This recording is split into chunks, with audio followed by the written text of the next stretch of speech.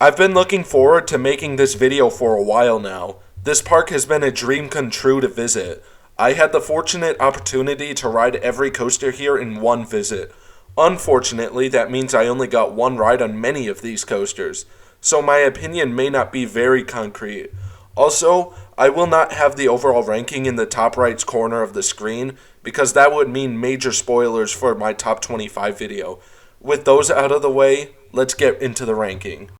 In last place is Sprocket Rockets. This ride is just a kiddie coaster. There's not supposed to be much force. I did find some decent positives in the helixes, but that's about it. In second to last place is Little Dipper. Most of my enjoyment here comes from the novelty of the ride. There are some decent airtime pops in the back row, but I mainly like this ride for its history. Taking 13th place is Demon. This ride has fantastic elements like the first drop and the vertical loops. The loops pull some strong positives and the first drop gives jarring airtime, but there's not much else on this ride to get excited about. The corkscrews may be forceful, but they are a little uncomfortable, especially the transition into them. The rest of the elements on this ride are just taken very slowly. I was just waiting for the next big element most of the time. In 12th place is American Eagle. This ride excels with its smaller elements. The first two bunny hills gave great pops of floater, and the dip after the helix gave a great pop of nearly ejector airtime. Most of the rest of this ride is just filled with dud elements. I maybe got some weak floater on the drop, and the helix gave decent laterals towards the end. The big airtime hills were very weak, and the turns had mostly no positives or laterals. Taking 11th place is Joker. It's a shame I only flipped once on my only ride. It probably wouldn't land much higher given that I got a much more wild ride on Dragon Slayer at Adventureland, and that ride only places one spot higher for me. I just had a ride full of swinging while at least not knowing what came next. In the 10th spot is the Wizard. This ride was a fun adventure through the trees. It's not the most forceful, but it still pulls some decent laterals and positives all over the place.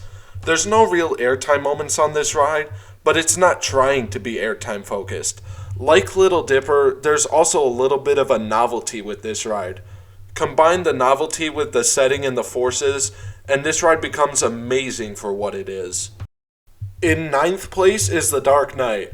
I know it's a bit controversial for me to place this ride this high, but I actually really enjoyed it. The laterals were superb and the theming was top notch for a Six Flags park. This park went the extra mile to put a Wild Mouse coaster indoors and put some rough theming around it, but I think they did it right. I really enjoyed getting thrown to the side of my seat while being surprised with whatever element of theming came next. Taking 8th place is Flash Vertical Velocity. This ride is almost the same as Steel Venom at Valley Fair. It has a surprisingly punchy first launch that leads into great positives going into the front spike, which leads into great rolling launches followed by more great moments of positives and weightlessness. Having Valley Fair as my home park, I'm used to the feeling of the holding brake in the back spike, so this ride just felt incomplete without it. I know Six Flags Great America doesn't operate the holding brake on this ride, but I still felt myself preparing for that. Other than that, I have no real personal complaints. Taking the 7th spot is Viper. This ride delivers some of the best laterals I've experienced on any wooden coaster. The first drop in particular surprised me as I forgot it twisted to the left. Between the moments of laterals, there was often a break for an airtime hill. Most of these hills actually gave decent floater, while the drop-off of the second turnaround was just demonic. This ride was just an all-around fun time. In the 6th spot is Batman the Ride. This ride is all about intensity. All of the inversions on this ride give fantastic doses of some kind of force. The loops give very strong positives all the way through, and the zero G-roll and the corkscrews give very strong shots of laterals while inverting.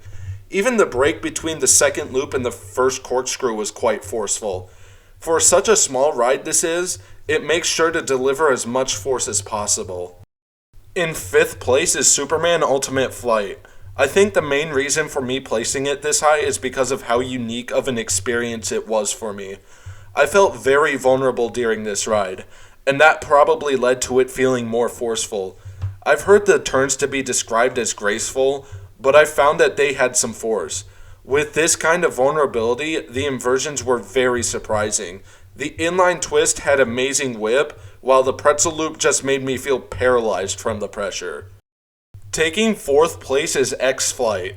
The same sentiment about vulnerability applies to this ride as well. The inversions on this ride felt more whippy than I thought they would be. This ride was also a little bit rougher than I thought. It wasn't bad, but it certainly could not be called glossy smooth.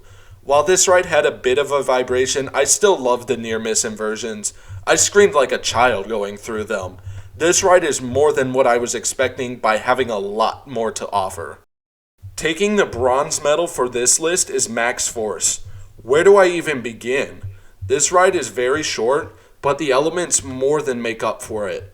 While some might see the first and last 2 inversions as kind of pointless, I found them to give some of the strangest combinations of forces I've ever experienced.